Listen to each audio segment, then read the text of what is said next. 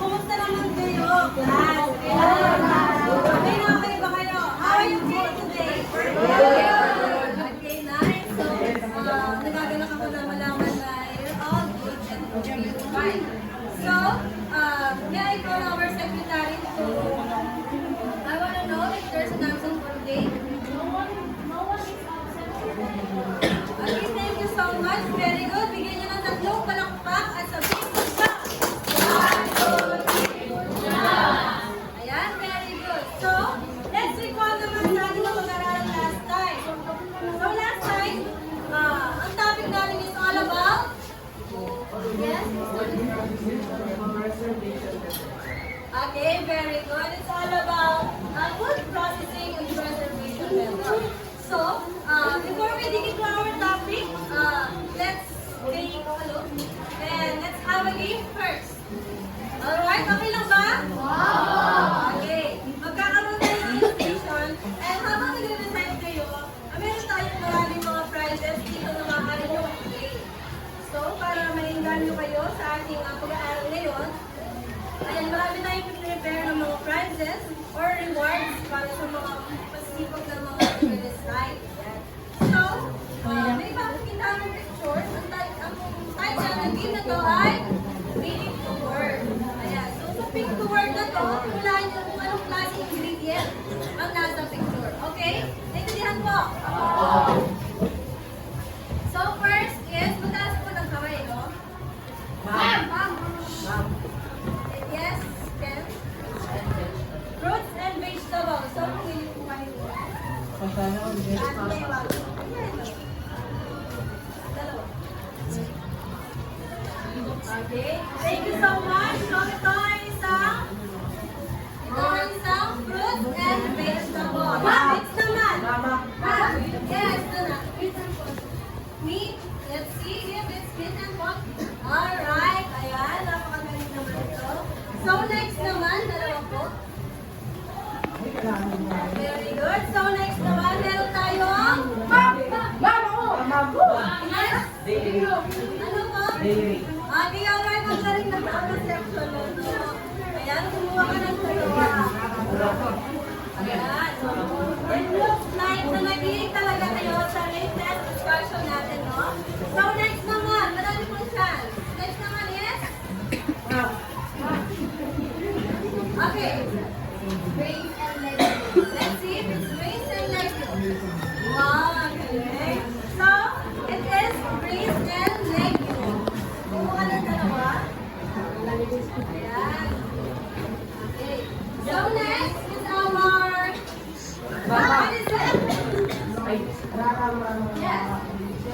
Food additives. Food additives. Let's check if it's food additives. Ayan, ang galing naman. So, kuha ka ng dalawa for your reward. Okay, precisely. Next, we have...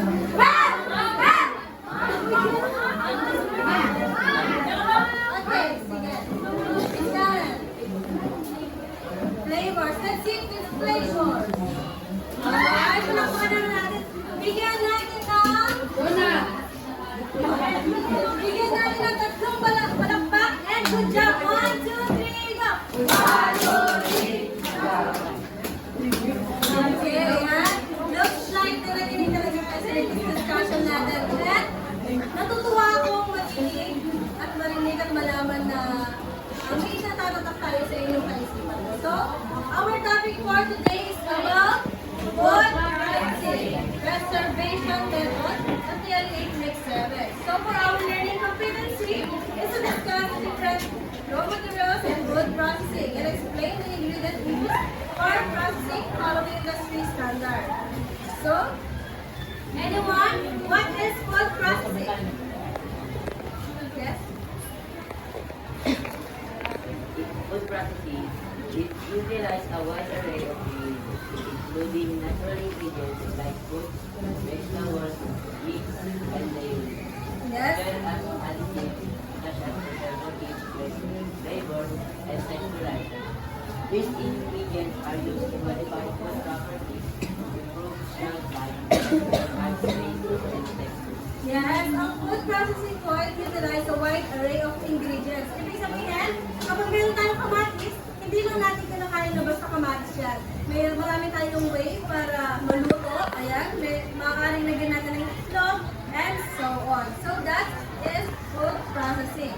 So, when we say food processing, meron po yung limang types ang food processing. There is a drying and dehydration. It removes moisture. When we say removes moisture, tinatanggalan po yan ng water activity ang isang pagkain, butas o gulay. So, next, we have, ito po ang example ng dehydrated na fruits and vegetables. Alam niyo yung pinakain nila kapong chips, okra, na malutong. Sinagamitan mo yan ng dehydrator para matagalan mo yan ng water. Ayan. So next is smoking. Yan yung idea kung ano yung mga pagkain na ini-smoke. Barbecue, ano pa po? Ito, ano pa? Tinapa, yes, very good. Ang smoking preserves food by inhibiting microbial growth and adding flavor. It means nag-add ito ng extra flavor sa ating pagkain. So, ito for example ng mga smoked fish o tinapa, mga tamban, and so on. So next, meron tayong freezing. So, sa freezing na ito, ina-extend niya ang shelf life by slowing down ang ating mga fruits and vegetables and syempre yung ating mga meat and fish. Ayan. Kahit na naka-freeze yan, nutrient and all, ang lasa pa rin yan ay safe pa rin kapag iniluto. Kasi po parang siya tapos tumitigas and then pag niluto mo, ano pa rin ang lasa yan. Next, we have salting and sugaring. So it's lowering the water activity also, just like the hydrate and dehydrate method, no? Which inhibits microbial growth and extends shelf life also. Ito po, ang example nito ay yung mga pickles, ayan, yung mga galing sa Baguio na jam, ayan, ganun po siya. And then, for the last, we have fermentation. Fermentation is utilized by microorganisms to alter food flavor, texture, and shelf life, producing products like yogurt, cheese, and bread. So, ang example nito ay ang mga Australian pickles, ayan, mga bawang na kinakain nila, yung mga bell pepper, and especially yung mga kimchi. Meron din tayong, what is it? Achara. Ayan, so let's wait on time. Ito ang example ng smoking presentation. Smoking presentation. Tinapa. Very good. So, yes. Next, give one example of freezing presentation.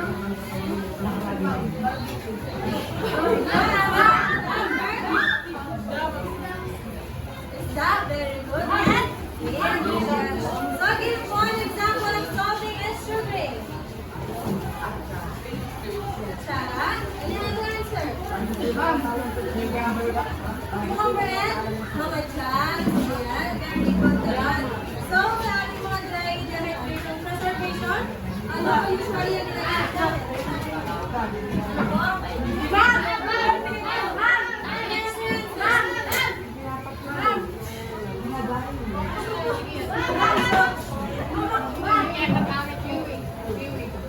Yes, you want.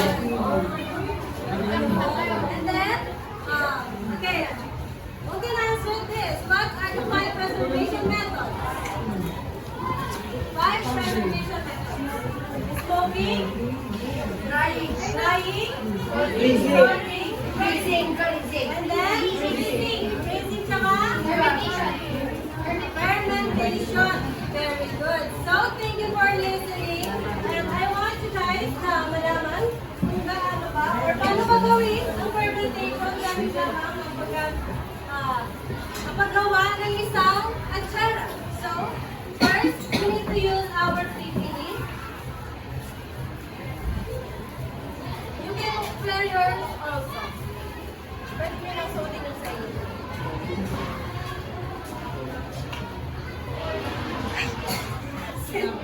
Ayan, since abstract yun. Okay, meron na kayo nakapipili na po ba kayo? So, PPE stands for personal okay, equipment. So, meron tayong apron. Naka-apron na po ba kayo? And then we have a face mask. Face mask na po ba kayo? Okay. And then, lastly is our hairnet. Okay, we have hairnet. And also, our Carla. Foot glove. We can use this. Ito ay piniprevent ito ang pagiging pagkakasira ng ating mga pagkain. So, first, the mixture. Meron tayong ipinrepare dito na water, vinegar mixture. Ayan, pinapuno na ito. Then, inamix lang natin ito sa isang and then, kasama ang mga ingredients natin like papaya, crispy ito, tinanggalan lang, sabaw, yes. And then, we have a pineapple whip. So, ipag-mix lang natin na ganyan.